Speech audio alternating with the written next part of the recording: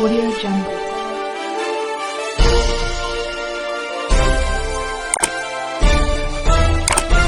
Audio Jungle. ताज़ा तरीन ख़बरें और मज़ीद वीडियोज़ देखने के लिए चिनार कश्मीर न्यूज़ का यूट्यूब चैनल ज़रूर सब्सक्राइब करें और बेल आइकन को दबाएं ताकि आपके पास बर वक्त न्यूज़ पहुंच पाएं।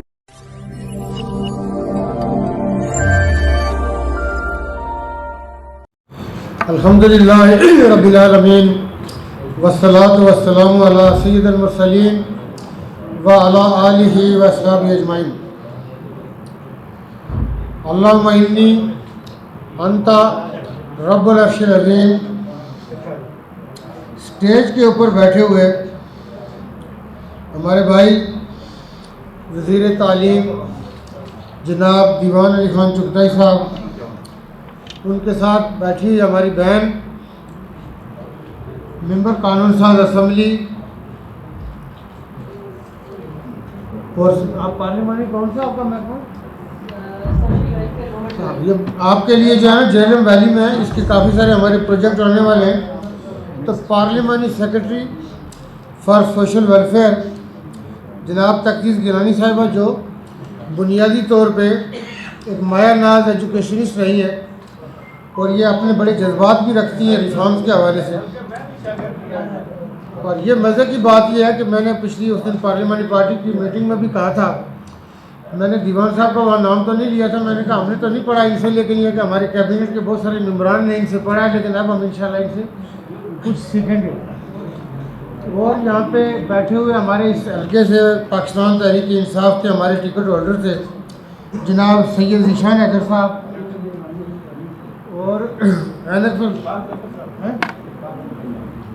इशफाक जफर साहब का तो मैंने पहले कहा ना कि हम ये पीटीआई के ऐसा बनते बनते रह गए, हमने बड़े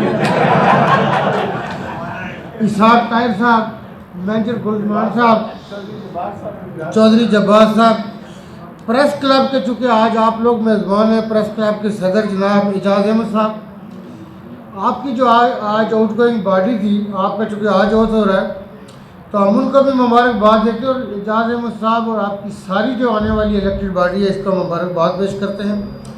मुबारक अवान साहब, शाहिद अजीज़ साहब सीनियर नायब सदर और दीगर अरकान प्रेस क्लब और किसी और साथी का नाम रह तो नहीं गया, सब हो गए। तो हाँ, बस हमारे भाई जो आपकी साफत में चूँकि बुनियादी तौर पे हमारे यहाँ का बहुत सारा जो आपका मवाद और अखबारात के अंदर लिखा जाने वाला काम है वो वफाकी इदारों तक शायद नहीं पहुँच पाता, और उसमें अपनी शख्सियत के अंदर एक पूरी फ़ौज और अंजमन का वो किरदार लिए हुए तारिक नकाश साहब का जो रोल है, आप लोग सियासी समाजी इससे आगाह है कि वो जहाँ पे शायद हज़ारों लोगों पे वो भारी हैं और वो अपना किरदार आपकी रियासत की तामीर और तरक्की और आपके हुकूक़ के हवाले से भरपूर अदा कर रहे हैं। इस पर हम उनको इंतहाई खराज तहसीन भी पेश करते हैं। और जितने यहाँ पे आप लोग बैठे हुए हमारी माएँ बहनें हजरात जितने बैठे हैं, डिस्ट्रिक्ट एडमिनिस्ट्रेशन अस्सलाम वालेकुम। आज के प्रेस क्लब के हवाले से पिछले दिनों यहाँ पे आने का हुआ, प्रेस क्लब की बिल्डिंग के हवाले से आप लोगों ने गुजारिश की थी, उसको हमने अप्रूव कर दिया था कि इंशाल्लाह हमारा महकमा आपको बना के देगा। तो उसके हवाले से तो मैं ये समझता हूँ कि चूँकि हो चुका है तो लिहाजा उसको दोबारा रिपीट करने का फ़ायदा नहीं है, चूँकि हम बहुत सारी जगहों पे नहीं जा सके। वहाँ से ये आवाज़ें आ रही हैं कि जी हमारी प्रेस क्लबों का तो अभी चले, जहाँ जहाँ पे इंशाल्लाह पहुँचेंगे हर जगह के प्रेस में मैं ये कहता रहता हूँ कि आप बग़ैर वेपन के, बग़ैर बंदूक के आप एक मुजाहिद का किरदार अदा करते हैं।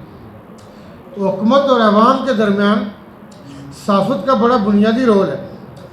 एक तो आप हुकूमत की मंशा, हुकूमत के अहकामात, हुकूमत के ऐलानात या बनने वाली पॉलिसियाँ और कानून साज असम्बली के अंदर होने वाली कानून साज असम्बली और जो गवर्नमेंट जिसको कहते हैं वो होती है कैबिनेट, उसके फ़ैसले आप लोगों तक पहुँचाते हैं। लोगों की फीडबैक जो राय आमा है वो क्या कहते हैं और राय आमा को हमवार करने में भी मीडिया कलीदी रोल अदा करता है। लेकिन मैं इसमें कल भी कोई भाई बैठे थे, मैं आप लोगों के आइन कवानीन ज़वाबित अपनी जगह पे हैं, इस चीज़ को थोड़ा सा इस एंगल से देखिए कि आप चूँकि माशरे के भी रिप्रेजेंटेटिव हैं, आप चूँकि सिर्फ सहाफ़त के रिप्रेजेंटेटिव नहीं हैं। तो मैं काफ़ी अरसे से जो और बहुत सारी चीज़ों की इस्लाह होनी है, बहुत सारे अखबारात ने छोड़ दिया है। ये गुजारिश करते हैं हम कि जो कुरान पाक या हदीस उस पर लिखी जाती है, लिखनी बंद कर देनी चाहिए, इसलिए कि मैंने देखा कि भरपूर कोशिशों के बावजूद उसका वो तकद्दुस और एहतराम नहीं हो सकता। कहीं नाले में है, कहीं गंदगी में है, और उस अखबार में नान बिकते हैं, गोश्त बिकता है और कभी पकोड़े बिकते हैं।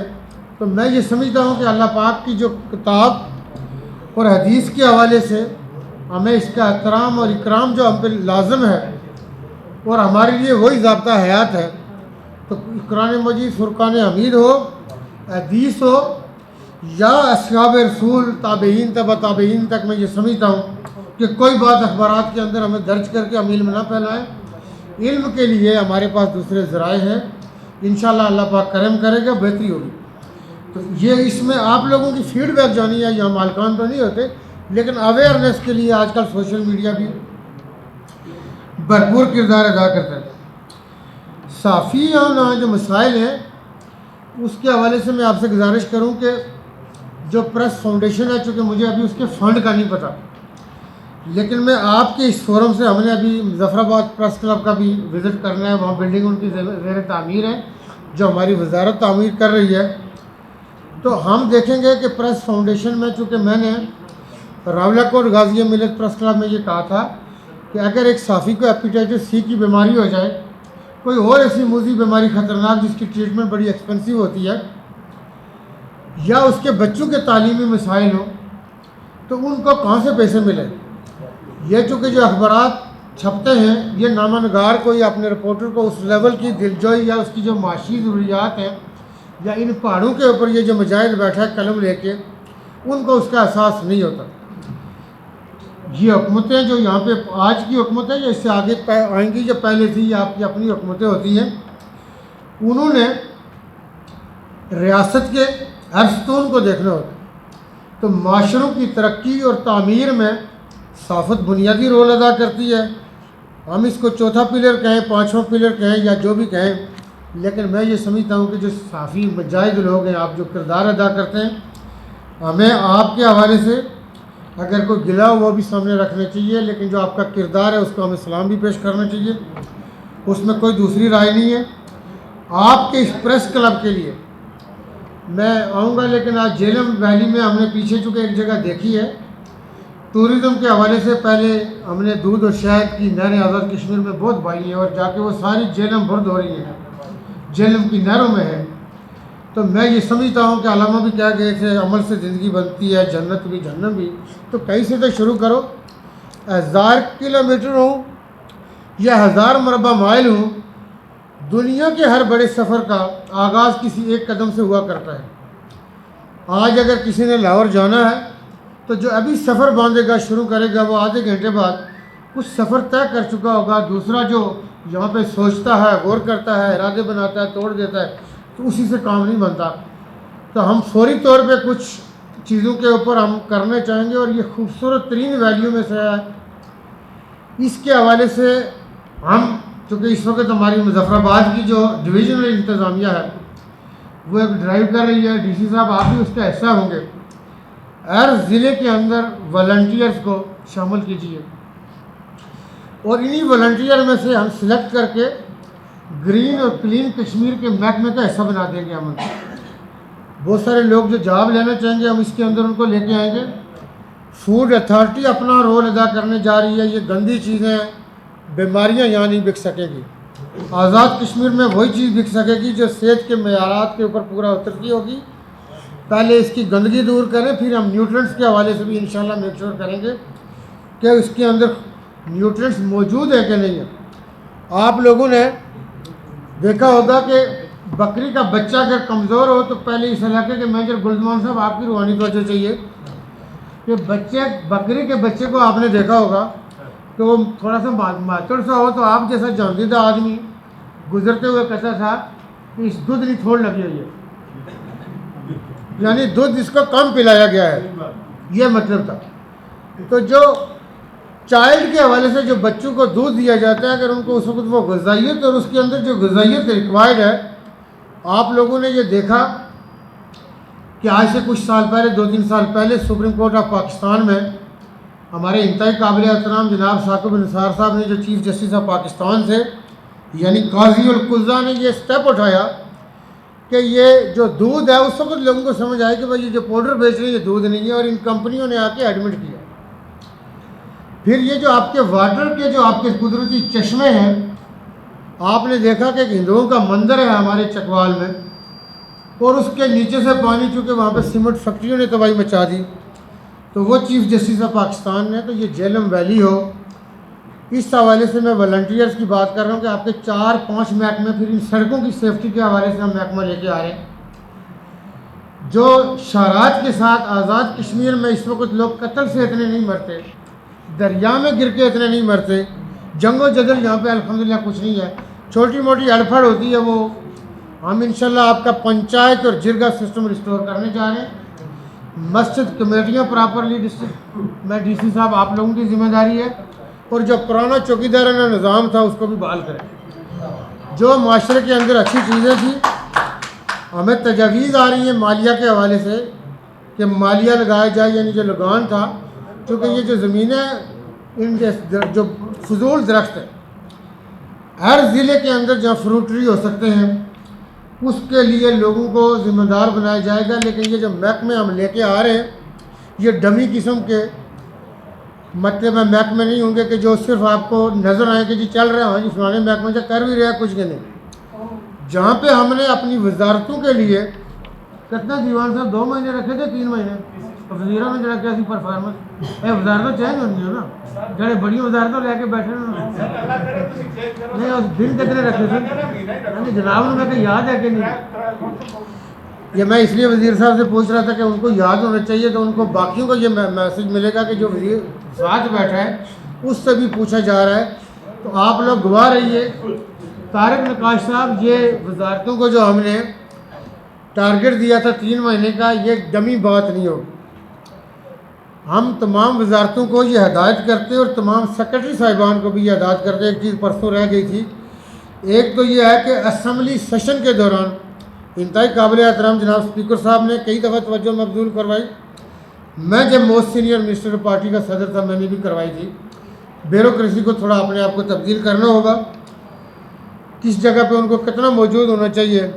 तो मैं सिर्फ इतना कहूँगा कि थोड़े कहे को ज़्यादा जाना जाए, इससे पहले कि हमारा खिताब पंजाबी में स्टार्ट हो, उनको बात समझ आ जाए। गुजारिश ये है कि इस ज़िले के अंदर इंशाअल्लाह झेलम वैली में आपकी हुकूमत, जिससे आपकी तवक्कुआत और उम्मीदें वाबस्ता हैं, ये आपको कहानियाँ नहीं सुनाएगी, लैला मजनू के किस्से नहीं सुनाएगी, देवमाला के परियों के किस्से नहीं सुनाएगी, आपको काम करके दिखाएगी। और इसके लिए हम इलेक्ट होकर मैंडेट लेके आए। यहाँ पे मैं कुछ गुजारिशात करना चाहूँगा। एक मैं अभी दीवान साहब से, अगर जैसे जनाब हमारे इंतहाई काबिल एहतराम थे साहबजादा इसाक ज़फ़र साहब, उनके नाम पे शायद यहाँ पे रोड है भी, लेकिन राजा फ़ारूक हैदर खान साहब का, राजा हैदर खान साहब का मैं पूछ रहा था, हो सकता है वो हम उनसे भी और राजा फ़ारूक हैदर साहब का भी पूछें कि हम एक आध प्रोजेक्ट का, राजा हैदर खान साहब भी इस रियासत के बड़े मायानाज लोगों में से थे, उनका बहुत रोल है, उनके नाम से मंसूब करें, फ़ारूक हैदर खान साहब के नाम से मंसूब करें। और चले अगर साहबजादा इसाक ज़फ़र साहब के नाम पे अगर कोई जगह थी, लेकिन हमारी हुकूमत भी ये चाहेगी कि किसी एक प्रोजेक्ट का नाम उनके नाम से रखें। और उसके साथ आज की जो आपकी हटियाँ बाला की यूनिवर्सिटी है, इसका नाम हम जनाब अली खान चुगताई साहब के नाम से, जो आज़ाद कश्मीर के बड़े लोगों में से थे, एक ऐसी शख्सियत के जो इंस्टीट्यूशन का दर्जा रखते थे और दुनिया ने उनसे सीखा है। और ये इस वक्त उनकी चौथी जनरेशन है जो रियासत के अवाम की खिदमत सर अंजाम दे रही है। मैंने असम्बली में ये कहा था कि जो आज़ाद कश्मीर की बड़ी शख्सियात हैं, हम अपनी यूनिवर्सिटियों में उनके नाम की चेयर भी होगी और उनके नाम से ये उनकी खिदमत का एतराफ़ होता है, वो भी हम करेंगे। तो उस हवाले से मैं देखूंगा कि चौधरी गुलाम अब्बास साहब जो चौधरी गुलाम अब्बास रहमतुल्लाह अलैह ने रियासत से कुछ भी नहीं लिया है, वो सब के थे, साझे थे।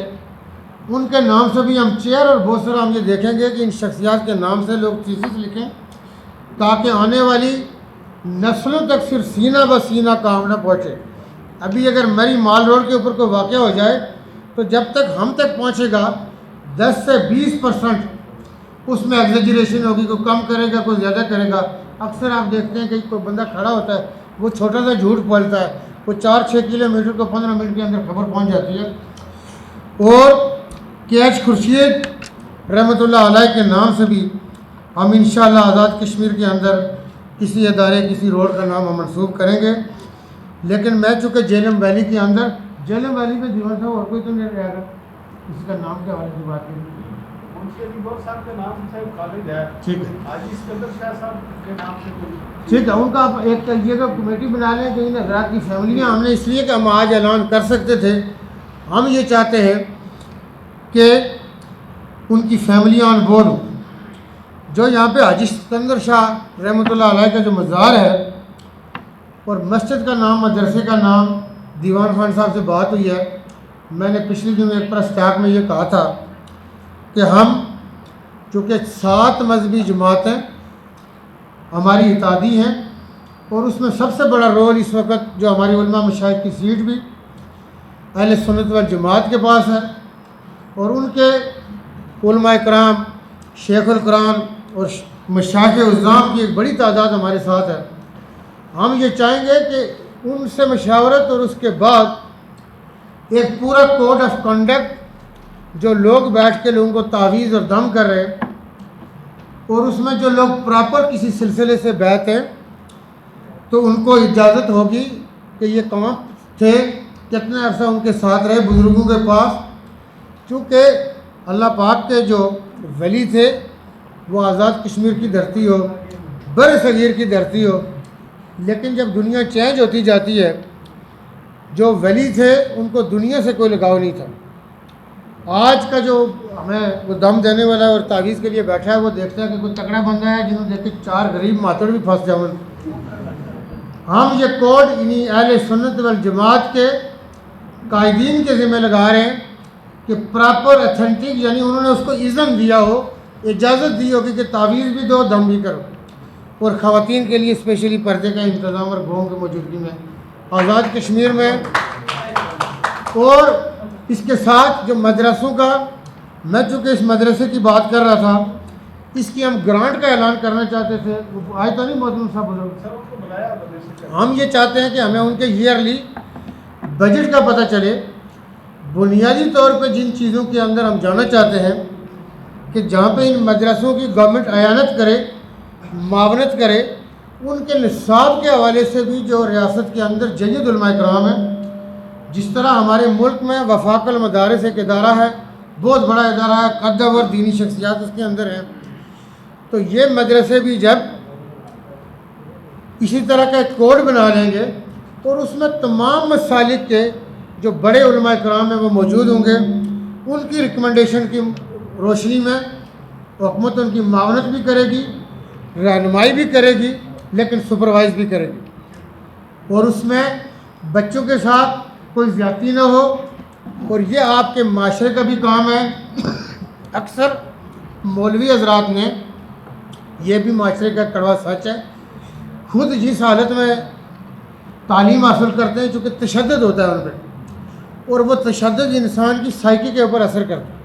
आपने अक्सर देखा होगा कि किसी को मातड़ आदमी को बड़ा डांटे तो वो उसको तो गाली नहीं दे सकता, वो जाते हुए किसी दरख्त को गाली दे देगा, किसी पत्थर को गाली दे देगा, या उसको उससे, या जाकर घर में बीवी पे गुस्सा निकालेगा, बच्चे पे निकालेगा, कुछ तो करेगा वो। तो हम ये चाहते हैं कि दुनिया में जो तालीम देने का निज़ाम है वो चेंज हो चुका है और इन मदरसों के अंदर जो है उसमें इस चीज़ को सारा करेंगे और हम उनको माली ग्रांट देंगे जो बुनियादी तौर पे, लेकिन उनको हम रेगुलराइज वहाँ करेंगे जहाँ पे असातिज़ा की तालीमी असनाद हमारे पास आएंगी, चूँकि गवर्नमेंट उनका मॉनिटर कर रही होगी कि उनके अंदर कच्ची पक्की पढ़ के एक बंदा डंडा लेके पहुँच गया, जी मैं ये नादरा पढ़ा लेना, दूसरा इस करा लिया, ये नहीं। बुनियादी तौर पे जो शेखुल कुरान किसी मदरसे से फारिग होकर आया प्रॉपर अथेंटिक, वो शेखुल कुरान के तौर पे मदरसे में मौजूद हो, और जो शेखुल हदीस हो वो भी प्रॉपर दरस निज़ामी किसी प्रॉपर जगह से करके आया हो, उसको देखा जाएगा। उसकी रोशनी में हम इनकी माली मामलतें करेंगे और निज़ाम इंशाअल्लाह ये सिर्फ खालों पे इनको नहीं छोड़ेंगे। किसी को दिल आए जाते हुए 10,000 रुपये दे दिया, इन उलमा कराम ने आपके जनाजे भी पढ़ाने हैं, इन्होंने आपके निकाह भी पढ़ाने हैं, और इन्होंने आपके सारे दीन के काम करने हैं, लेकिन आप उनको तनख्वाह कितनी दे रहे हैं? आप यकीन जानिए कि मस्जिदों के अंदर मेरे लिए वो इंतहाई दर्दनाक और कर्बनाक मंजर था कि जब मेरे पास उलमा कराम आए और उन्होंने कहा कि हम मदरसों के अंदर नाज़रा पढ़ाते हैं और हम बहुत सारे लोग रिटायर हो चुके हैं। जब वो रिटायर हो गए तो उनकी ना तनख्वाह हो सकती है ना पेंशन हो सकती है। और आप ये देखें कि मैं ये समझता हूँ कि माजी में अगर किसी के बख्त और नसीब में ये चीज़ आ जाती, इन उलमा कराम की हर माशरे को ताज़ीम और इकराम करना चाहिए। ये आपके पास ला इलाहा इल्लल्लाह मुहम्मद रसूलुल्लाह की सदाएं बयान करते हैं, 5 वक्त अल्लाह अकबर की सदाएं बयान करते हैं। डिस्ट्रिक्ट एडमिनिस्ट्रेशन जहाँ पे भी हो, हम ये कहते हैं कि मसाजिद में स्पीकर का इस्तेमाल सिर्फ अजान के लिए होगा या किसी सोशल अनाउंसमेंट के लिए हो सकता है, यानी पब्लिक एड्रेस के लिए, जनाजा हो गया, कोई और हादसा हो गया, कोई ऐसा ट्रामा है जिसके लिए पब्लिक की मदद चाहिए इंतज़ामिया की, तो उसके लिए स्पीकर का इस्तेमाल है। लोगों के कानों को, कोई बीमार है, कोई किसी और मुश्किल से दो चार है, उसने उसको तकरीर नहीं सुनी, तकरीर हमने उनको सुनानी है। जिस तरह अभी आप बैठे हुए हैं, आपको मैं सुना के जाऊँगा, इस तरह तो नहीं जाने दूँगा। तो गुजारिश ये है कि तकरीर का ये माहौल होता है। अब ये है कि एक मैं कहूँ कि ये बुनियादी बात है, मैं आपके प्रेस के फोरम से कह रहा हूँ कि दूसरी जगहों पर जाएंगी। आपकी प्रेस क्लब की बिल्डिंग दीवान अली खान चुगताई साहब जो कि हुकूमत के सीनियर आम रहनुमाओं में से हैं, ये कैसे पुश हो सकती है, कैसे एक्सपीडाइट हो सकती है, ये आपने करानी है। जो मैंने टूरिज़्म के हवाले से कहा कि जगह आप डिस्ट्रिक्ट एडमिनिस्ट्रेशन के साथ मिलके जहाँ पे आपने करानी है। गुलजमान साहब से मैंने पूछा कि आया स्मॉल इंडस्ट्री में मैं ये चाह रहा था कि जिस जिस ज़िले के अंदर जगह है, सपोज करें ज़िला इसमें जैनम वैली में हमारे पास अगर 200 कनाल जगह हो सकती हो, हमें खरीदनी ना पड़े, अपनी सरकार की कोई शामिलात को और रक्षा को ऐसी पड़ी हो, तो हम अगले 2-3 हफ्तों के अंदर अनाउंसमेंट शुरू कर दें कि असिस्टेंट कमिश्नर के पास जो लोग इंटरेस्टेड है स्मॉल इंडस्ट्री के अंदर एप्लीकेशन जमा करें, और उसमें वो अपना जो बिज़नेस करना चाह रहे हैं वो भी लिखें, और उसमें साथ ये लिखें कि उनके माली वसाइल क्या है। तो हमें ये पता चल सकेगा कि अगर झेलम वैली में मैंने 70 फैक्ट्रियाँ फौरी तौर पे लगवानी है, तो गवर्नमेंट उनको इतने पैसे दे दे, बाकी वो अपने लेके आएँ। तो ये काम बयान तो चले पहले भी आते रहे, अब भी आ रहे हैं, लेकिन अमल कहीं से शुरू करना हमें।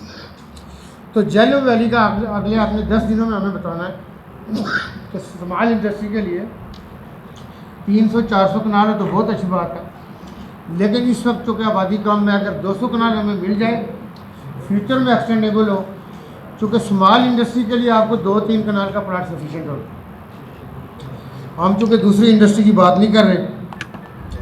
इसके साथ आपकी प्रेस क्लब के लिए जो मैं आज के इसमें अनाउंस करना चाहूँगा, प्रेस क्लब के लिए 10 लाख रुपए का मैं ऐलान करता हूँ, जो 10 लाख आपको मिलेगा। इसके साथ आपके यहाँ पे कोई बीमार हो जाता है, कोई और आपने कोई अहनत करनी है, तो कोई इधर दरख्वास्त जाती है, उधर दरख्वास्त जाती है। इस 10 लाख से हट के प्रेस क्लब की वसातत से जो साफ़ी इस ज़िले की साफत के साथ वाबस्ता है, वो तहसील से है या जहाँ से भी है, लेकिन इस ज़िला झेलम वैली के साथ वाबस्ता है, वो हम आपको इसके अलावा एक ग्रांट दे रहे हैं 8 लाख रुपए की, तो ये 18 लाख हो जाएंगे। और आपका जो ये डिस्ट्रिक्ट प्रेस क्लब है, मैं साफियों के लिए अपनी ज़ाती जेब से 6 मोटरसाइकिलों का ऐलान करता हूँ कि वो हम 6 मोटरसाइकिल आपको भिजवाएंगे। आपने भी कोशिश ये करनी है कि वो हकदारों को मिले। इसके साथ गुजारिश ये है कि जो प्रेस फाउंडेशन है, मैंने उसका रिव्यू करना है कि मेरा चूँकि जो बयान होता है वो कहीं ना कहीं देर सवेर होती है, लेकिन वो काम होता ज़रूर है, वो चूँकि दावे नहीं होती। तो इंशाअल्लाह प्रेस फाउंडेशन के थ्रू मैं आज़ाद कश्मीर के साफ़ी को, मुल्क के अंदर को जो बड़ा बैठा हुआ किसी जगह पे, अपने मुल्क के कराची लाहौर कि मैं अगर उसकी हम पल्ला ना ला सके तो 60% आज़ाद कश्मीर का साफ़ी ज़रूर होगा। यहाँ के साफ़ी बहुत मुश्किल मसाइल से दो चार है। आपकी हाउसिंग स्कीमों के हवाले से आपके घरों को कैसे आबाद किया जाए, मैंने अगरचे अपने हाउसिंग जो ज़ाती प्रोजेक्ट है, ये खालिद गर्दी साहब यहाँ पे बैठे हैं, तो मैंने कहा हुआ है अब साफ़ियों ने चूँकि उसका कोई फ़ैसला करना है कि हम इनको वहाँ जगह देंगे, लेकिन आज़ाद कश्मीर के अंदर जहाँ पे हम हर ज़िले में अब ये इंतज़ामिया से पूछ रहे हैं और कोशिश ये करेंगे कि वो आपके लिए कोई ऐसा हाउसिंग स्कीम हम मंजूर कर जाए कि जिसमें पूरे आज़ाद कश्मीर के जो साफ़ी हैं वो आके वहाँ पे घर बनाएं और लोग उस सोसाइटी को देखें भी। मतलब कम अज़ कम वो जो मुश्ताक मिनाज साहब का प्रोजेक्ट था वो उसकी चूँकि साफ़ियों की तंजीम में थे, प्रोजेक्ट तो उन्होंने नहीं किया था, लेकिन उन्होंने साफ़ियों की प्लाट एलोकेशन में काम किया था। जो मीडिया टाउन है उससे कम दर्जे का न हो, हम आज़ाद कश्मीर के अंदर इंशाल्लाह ये लेके आएँगे। मैं दीवान खान साहब से ये पूछ रहा था कि ये जो हमारे दर्रे और वैलियाँ हैं इसकी स्कीमें भी और इस एग्रीकल्चर लैंड को कैसे बचाया जा सकता है, वो मैंने एक आइडिया इनके साथ डिस्कस किया। इसके साथ इस वक्त हमारे जो बुज़ुर्ग यहाँ पे बैठे हुए हैं, हमारे साथ ही आए थे, हम इनको लेके आए थे, जनाब मेजर गुलजमान ऐवान साहब, क्योंकि इनकी बड़ी खिदमात है। हमें इस वक्त इन जैसा साहिब नज़र बंदा चाहिए। मेजर साहब को हम आज से इस ज़िले का चेयरमैन बना रहे एग्रीकल्चर के हवाले से। ये आपके पर्स क्या होंगे, दूसरी चीज़ें क्या होंगी, वो हम यहाँ नहीं बता रहे। आप यूसी लेवल पे बंदे इन्वॉल्व करेंगे, कॉन्सेप्ट हम आपको बताएंगे। मैक्सिमम ज़ाफ़रान ज़िला जेलम वैली में कितनी हो सकती है, हमारी ये ड्राइव होगी। उसके बाद जो दूसरी फसलें, अगर मकई है, गंदम है, फ्रूट ट्रीज, आप इसको हमें हमारे साथ अगले 10 दिन में स्ट्रेटेजिक्स बताएंगे। जो ज़ाफ़रान उतनी पैदा करेगा, जो अगर यहाँ पे चेरी हो सकती है, टमाटर हो सकते हैं, मौसम के हिसाब से ये आपने बताना है। जो चीज़ ज़्यादा हो सक रही होगी, जो टॉप पे आएगा उसके लिए 50 लाख का इनाम होगा, जो बिल्कुल ही लोएस्ट लेवल पे होगा वो 10 लाख रुपये होगा। यानी आप फार्मर को मोटिवेट कर रहे हैं। ज़िला जेलम वैली के आप सियासी तौर पे इसको देखें कि ज़िला जेलम वैली अपने माजी की तरफ पलटे। जो मैं कह रहा था कि जामदीदा लोग कह रहे हैं कि नंबरदार निज़ाम बहाल करें, वो गलत नहीं है, क्योंकि उससे कुछ लें। अदरवाइज ये जंगली दरख्तों के साए में ज़मीनें हमारी तबाह हो रही हैं, लेकिन हम नेचर से दूर हो रहे हैं। इसके साथ आप वॉलंटियर खड़े कीजिए, जो हमारे चश्मे, जो कुदरती चश्मे, उनकी प्रोटेक्शन और पोल्यूशन से उसको बचाया जाए। तो मेजर गुलजमान ऐवान साहब आइंदा से इसके हेड हैं, तो ये लोगों को वॉलंटियरली तौर पे इसके अंदर इन्वॉल्व करेंगे। इसके साथ आपके जो यूथ है, जिशान साहब, आप ये करें कि इंतज़ामिया के साथ, इनके भी इतने वसाइल नहीं, कॉरपोरेशन बंदे कितने होंगे, वाल चाकिंग, ये सारी चीज़ों पे पाबंदी है, चूँकि एक एक जगह की इंस्पेक्शन होनी। मैं वैसे बात कर रहा हूँ कि वॉलंटियर्स आपको चाहिए। इन लोगों का काम है कि अपनी जो हमारे यूथ के लोग हैं, दुनिया में हर काम आगे बढ़ के काम करती है, मतलब मुझे भी कोई हार नहीं होनी चाहिए। तो आप इस हवाले से आगे बढ़ के काम करें। लोगों को जब इन्वॉल्व करेंगे तो आपके इस एरिया की भलाई होगी।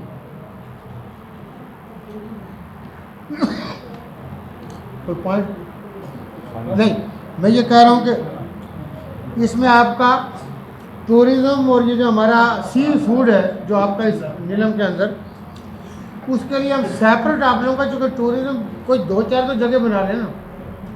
वो जो हमारे वो जो बनवाई हुई है अवान साहब ने, वो जिस रेस्टोरेंट पे आप ले गए थे लास्ट टाइम आईटी के लिए, क्या नाम है उनका, मार्को पोलो, इम्तियाज़ साहब ने जो बनाया उस जैसे ही कुछ बना लें। इम्तियाज़ साहब की जगह का भी औरली साइड पे काफ़ी पोटेंशियल है। टूरिस्ट आए तो कहाँ जाए, बाथरूम नहीं है, एक खातून आए तो किधर जाए। और एक ड्राइव आपने करनी है, और डिस्ट्रिक्ट तमाम, मतलब मेरी अनाउंसमेंट है, इसको गवर्नमेंट आगे इम्प्लीमेंट करेगी। आप जेलम वैली वाले टूरिस्ट के लिए हेल्पलाइन हर वक्त तैयार, और टूरिस्ट के साथ ऐसी डीलिंग कि जाके वो कहें कि यहाँ पे कोई नस्लें बसती हैं, कोई कबाइल हैं, बड़े गैरतमंद लोग हैं, मेहमान की इज़्ज़त करना जानते हैं। 10 रुपये की रोटी 100 रुपये की या 200 की बेचे, अंडा बेचे, कोई रेट एक्स्ट्रा लगाए, उसके लिए सज़ाएँ और मुख्तलिफ जगहों पे आप लगाएं ताकि टूरिस्ट को भी पता हो कि जी अगर इस तरह की रिलेटेड कोई गाड़ी वाला, कोई बदतमीज़ी, कोई और पुलिस वाला कोई ऐसी अखड़ बात ही करे तो उसको तहजीब सिखाई जाए कि आज़ाद कश्मीर को, कश्मीरियों की तहजीब क्या है। टूरिस्ट हमारी सर आंखों पे है। अगर किसी वक्त ऐसे हालात पैदा हो जाएं, आप ये ड्राइव करें और लेके चलें, आप ये देखें कि आपके यहाँ घरों में बैठे हुए वो आप उनकी वजह से रोज़गार कमा रहे होंगे, तो उनके लिए किसी वक्त मुश्किल है। वो फैमिली है, आप उनकी जगह पे अपने आप को रख के देखें। टूरिस्ट के हवाले से अपना दरवाज़ा खोलना पड़ता है, उनको पानी देना पड़ता है, बच्चे उनको दूध देना पड़ता है, तो मेरा ख्याल है हमें हार नहीं होनी चाहिए। और दीवान साहब को पानी रह तो नहीं गया,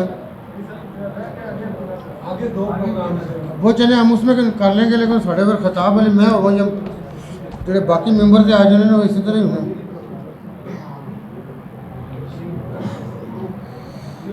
एक चीज़ मैं यहाँ से गुजारिश कर लूँ, मेरे से रह गई थी।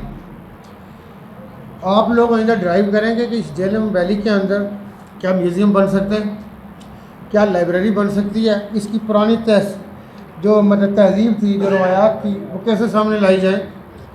और इसके साथ कि जी और क्या था जो लोगों के लिए अट्रैक्शन का बाइस बन सकता है, सफारी पार्क बन सकता है, मतलब कुछ चीज़ें प्लान में रखी जाती हैं। लेकिन यहाँ से मैं एक ऐलान करता हूँ कि पूरे आज़ाद कश्मीर के लिए हुआ 1 साल में लिखे किताब या 2 साल में कोई लिखे या लिख चुका है, लेकिन वो सीरत नबी हुआ वो सैयद सलमान नदवी रहमतुल्लाह अलैह के मुकाबले की हो, या मैं इस वक्त 2 के ही नाम लेता हूँ, मतलब इसका ये मतलब नहीं कि मैं फलानी जमात का हूँ, या मौलाना अबुल मौदूदी रहमतुल्लाह अलैह के, जो मैं ये समझता हूँ कि उस लेवल की किताब होगी। इस्लामी नज़रियाती काउंसिल के 4 जय्यद उलमा इकराम, chief justice of Azad Kashmir की सरबराही में चीफ़ जस्टिस साहब उसकी सदारत करेंगे। जिस किताब को वो मेयारी करार देंगे कि ये आज़ाद कश्मीर में रिसर्च बेस सीरत नबी या कुरान पाक की तफसीर पर मुश्तमिल होगी, उस किताब वाले को 1 करोड़ रुपये इनाम दिया जाएगा, और दूसरे नंबर पे आने वाली को 55 लाख दिया जाएगा, और जो तीसरे नंबर पे होगी उसको 30 लाख रुपया दिया जाएगा। ये सिर्फ वो करेंगे, फैसले हमने कर दिया, किताबें हैं तो भेजेंगे उनको, नहीं है तो फिर देखा जाएगा। और एक हमारे पास दीवान भाई ने हमें भेजा है, अपना बनी हाफिज़ की जो सड़क है उसकी पुख्तगी करनी है, तो उसकी मैं पुख्तगी का ऐलान करता हूँ। अपना शाह जी के मज़ार के हवाले से तो कुछ नहीं कहा था आपने लास्ट टाइम, बाकी ठीक है, दरबार ठीक है, कोई ठीक है। चूँकि वलियों के हवाले से मैं ये समझता हूँ कि आपके ये माशरे, ये ऑक्सीजन जिस तरह इसमें दरख्त ख़त्म करें तो ये सारी चीज़ें तबाह हो जाए, वली किसी जिंदा माशरे के लिए वो दुनिया से जाने के बाद उसका भी वही क्राइटेरिया रखते हैं, इनको भी उसी तरह आप लोगों को प्रॉपर माली मावनत करेंगे और लिंक करेंगे। और उसमें जो एक्चुअल मेरे से एक बात रह गई थी कि दीनी तालीम यानी कुरान मजीद फुरकान हमीद या रसालत मआब सल्लल्लाहु अलैहि वसल्लम की तालीमात और सुन्नत की तालीमात के साथ साथ जो दुनिया इस वक्त आपसे मांग रही है, कंप्यूटर सीखो, साइंस, ये सारी एरोस्पेस के हवाले से जो आपके पास उलूम है वो भी उस बच्चे को आए, चूँकि वो बच्चा वहाँ से निकलने के बाद मस्जिद ना ढूंढे, उसको किसी भी जगह जॉब करनी पड़े तो कर सकेगा। ठीक है, शुक्रिया।